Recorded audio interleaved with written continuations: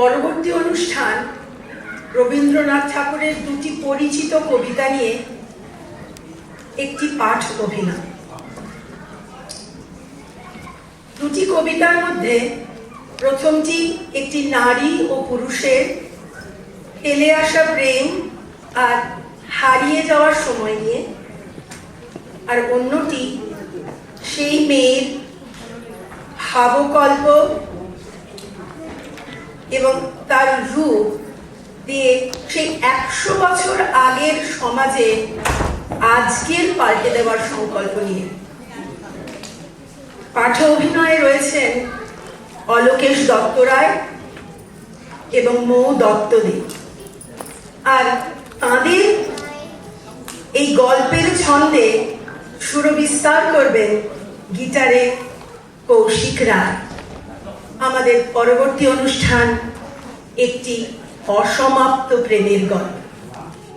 সম্ভব হবে কোনদিন?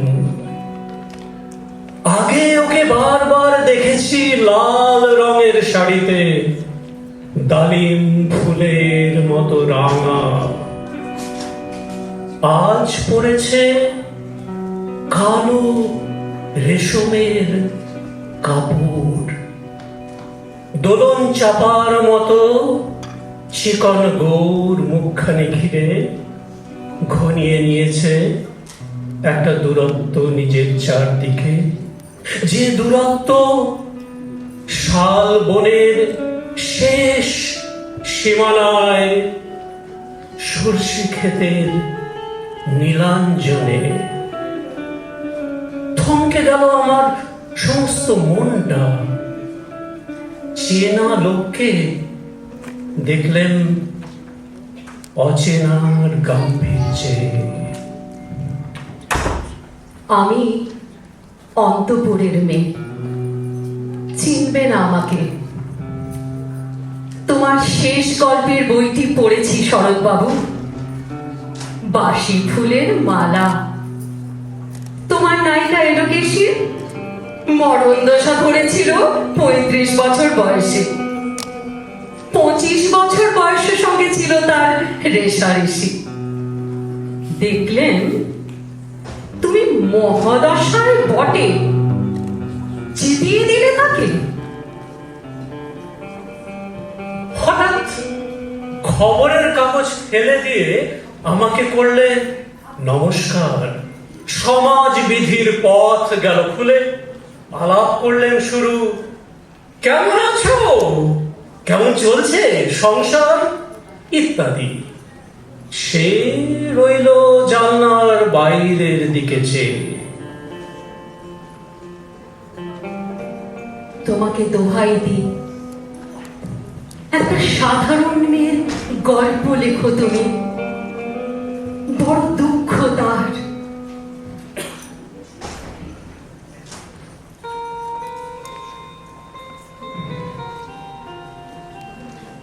তোমাকে দোহাই দিই, একটা সাধারণ মেয়ের গল্প লেখো তুমি। বড় দুঃখ তার। তার স্বভাবের গভীরে অসাধারণ যদি কিছু লুকিয়ে থাকে কোথাও, কেমন করে প্রমাণ করবে সে? এমন কজন মেলে যারা ধরতে পারে? কাঁচা বয়সের জাদু লাগে তাদের চোখে, মন যায় না সত্যের খোঁজে। আমরা বিকিয়ে যাই মরীচিকার দামে। যেন কাছের দিনের ছোঁয়াচ লাগা পার হয়ে যাওয়া চাহনিতে দিলে অত্যন্ত ছোট দু একটা জবাব, কোনোটা বা দিলেই না। বুঝিয়ে দিলে হাতের অস্থিরতায় কেন কেন এসব কথা। এর চেয়ে অনেক ভালো চুপ করে থাকা। পাই পড়ি তোমার, একটা গল্প লেখো তুমি শরৎবাবু। নিতান্তই সাধারণ মেয়ের গল্প, যে দুর্ভাগিনীকে দূরের থেকে পাল্লা দিতে হয়। অন্তত 5-7 জন অসামান্যার সঙ্গে অর্থাৎ সপ্তরথিনীর মার। বুঝে নিয়েছি আমার কপাল ভেঙেছে, হার হয়েছে আমার। কিন্তু তুমি যার কথা লিখবে, ওকে জিতিয়ে দিও আমার হয়ে। পড়তে পড়তে বুক যেন ওঠে ফুলে, ফুল চন্দন পড়ুক তোমার কলমের মুখে।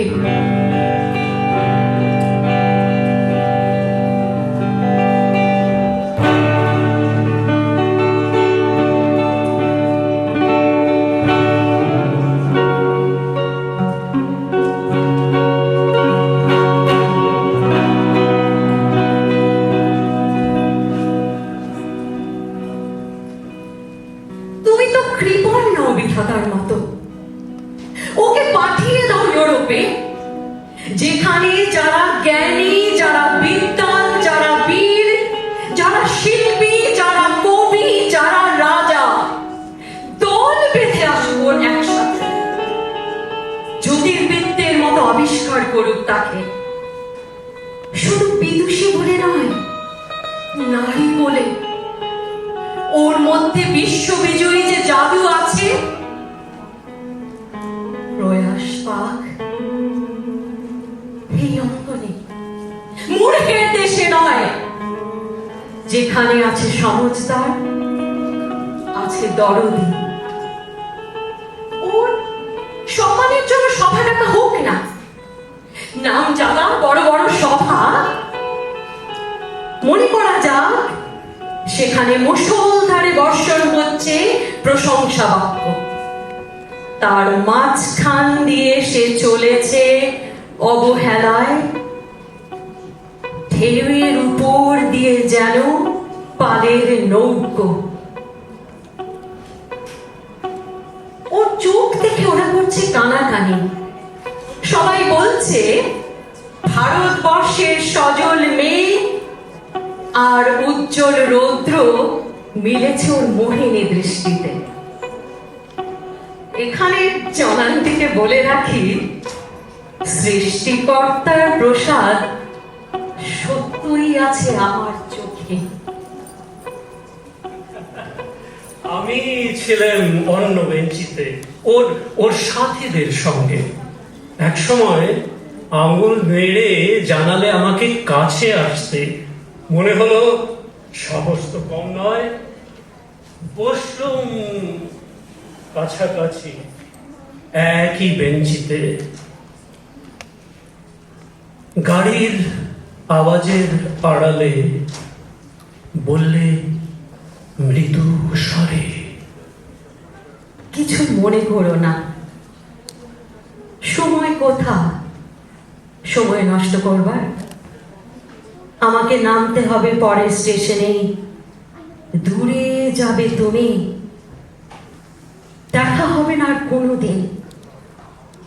তাই যে প্রশ্নটার জবাব এত কাল থেমে আছে, শুনবো তোমার মুখে, সত্য করে বলবে তো? আমি বললাম বলবো। তারপর জানলার বাইরের দিকে তাকিয়ে শুধুলে, আমাদের গেছে যে দিন, সবই কি আছে, কিছুই কি নেই বাকি। একটুকু রইলেন চুপ করে, তারপর বললেন রাতের সব তারাই আছে দিনের আলোর গভীরে। খটকা লাগলো, কি জানি বানিয়ে বললেন নাকি। ও বললে থাক, এখন যাও ওদিকে। সবাই নেমে গেল পরের স্টেশনে। তারপরে তারপরে আমার নোটে 60টি মুড়লো, স্বপ্ন আমার ফুরলো। আর আমি চললেন একা।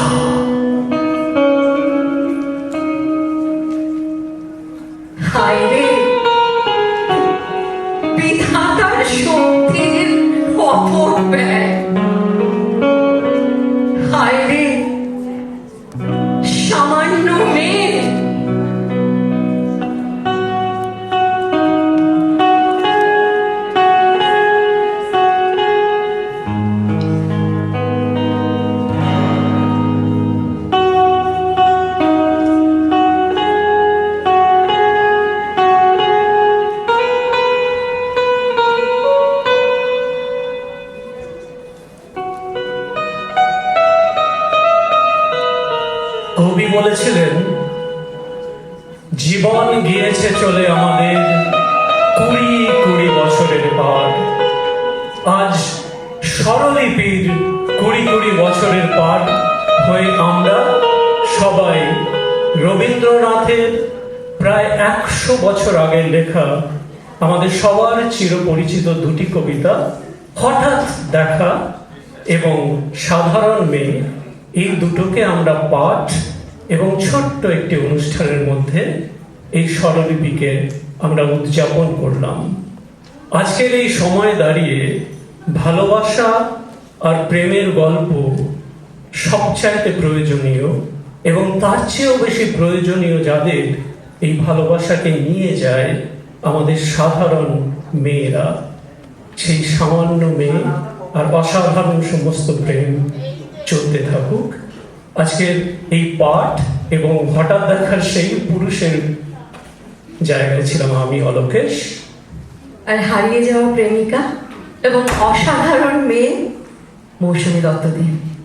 আর আমাদের এই চলমান অসমাপ্ত প্রেমের গল্পের সঙ্গে যে গিটারের সুর মূর্ছনায় আমাদের সঙ্গে সঙ্গে চললেন, যে চলা এখনো শেষ হয়নি, কারণ আর একটুক্ষণ থাকবে আরো গান বাজনা করার জন্য, সে হচ্ছে গিটারে আমাদের সবার প্রিয় কৌশিক রায়।